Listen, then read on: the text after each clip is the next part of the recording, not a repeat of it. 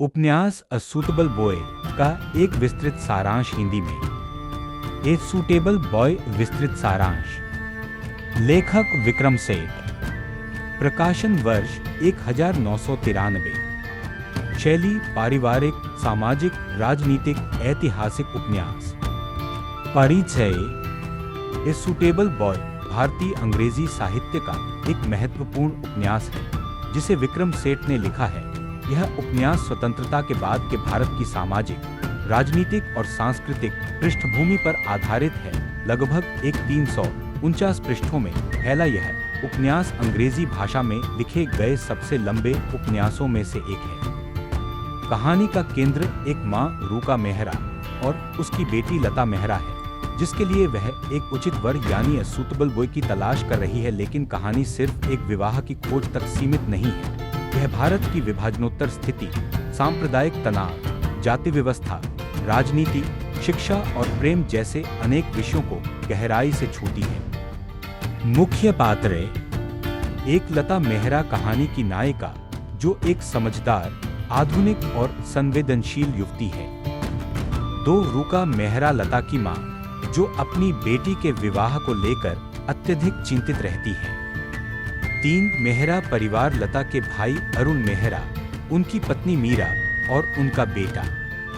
4 कपूर परिवार महेश कपूर राजनेता, उनकी पत्नी बीना, बेटे प्राण और मान कपूर।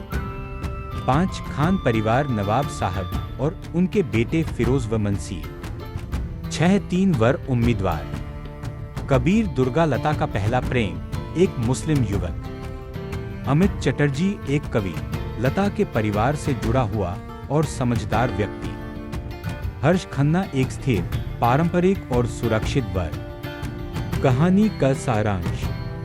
कहानी 1950 के दशक के शुरुआती वर्षों में काल्पनिक शहर ब्रह्मपुर में घटित होती है। भारत अभी-अभी स्वतंत्र हुआ है और देश में सामाजिक परिवर्तन, राजनीति और धार्मिक तनाव का दौर चल रहा है।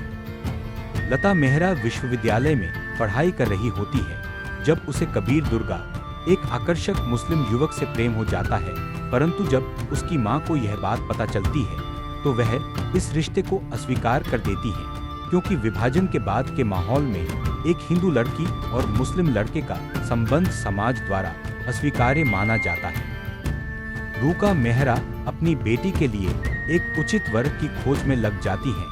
इसी खोज में लता की मुलाकात अमित चटर्जी और हर्ष खन्ना से होती है। अमित एक कवि और विचारशील व्यक्ति है, जबकि हर्ष खन्ना स्थिर, जिम्मेदार और पारंपरिक मूल्यों वाला युवक है। कहानी केवल लता के विवाह तक सीमित नहीं है, इसमें कपूर परिवार की राजनीतिक कहानी भी समानांतर चलती है। महेश कपूर एक ईमानदार मंत्री है जो भूमि सुधार, किसानों के हितों के लिए संघर्ष कर रहे हैं, जबकि उनका बेटा मान कपूर अपनी गैरजिम्मेदार हरकतों, प्रेम प्रसंगों में उलझा रहता है। मान का रिश्ता सीधा बाई नामक एक प्रसिद्ध गायिका से हो जाता है, जिससे इस बीच भारत का सामाजिक परिदृश्य भी बदल रहा होता है। जमींदारी व्यवस्था का अंत, चुनावों की राजनीति और हिंदू मुस्लिम दंगों का तनाव पृष्ठभूमि में चलता रहता है। अंत में लता तीनों वरों के बीच उलझी रहती है। कबीर से उसका प्रेम गहरा है, परंतु सामाजिक बाधाएं उसे रोकती हैं। अमित उससे प्रेम करता है, परंतु लता को उसमें स्थिरता की कमी महसूस होती है। अंततः लता एक व्यावहारिक निर्णय लेती है। वह हर्ष खन्ना से विवाह करने का निर्णय करती है, क्योंकि वह एक स्थिर और सुरक्षित जीवन चाहता है। लता का यह निर्णय प्रेम से अधिक तर्क पर आधारित होता है।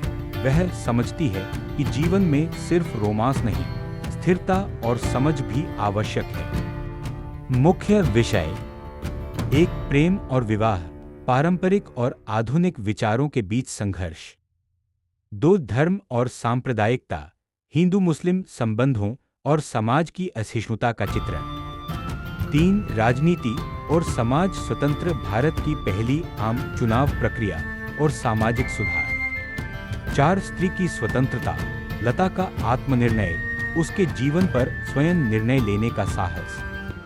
5 परिवार और परंपरा, भारतीय परिवारों में रिश्तों की जटिलता और सामाजिक दबाव। भाषा और शैली, विक्रम सेठ की भाषा सरल, काव्यात्मक और विस्तृत वर्णन से भरपूर है। वे भारत की विविधता, धर्म, संस्कृति, संगीत, भाषा और समाज को सूक्ष्मता से प्रस्तुत करते हैं।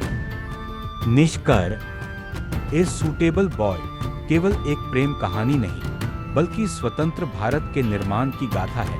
यह उपन्यास एक राष्ट्र और व्यक्ति दोनों की पहचान की खोज की यात्रा है। लता की व्यक्तिगत कहानी भारत की सामूहिक कहानी से गहराई से जुड़ी हुई है।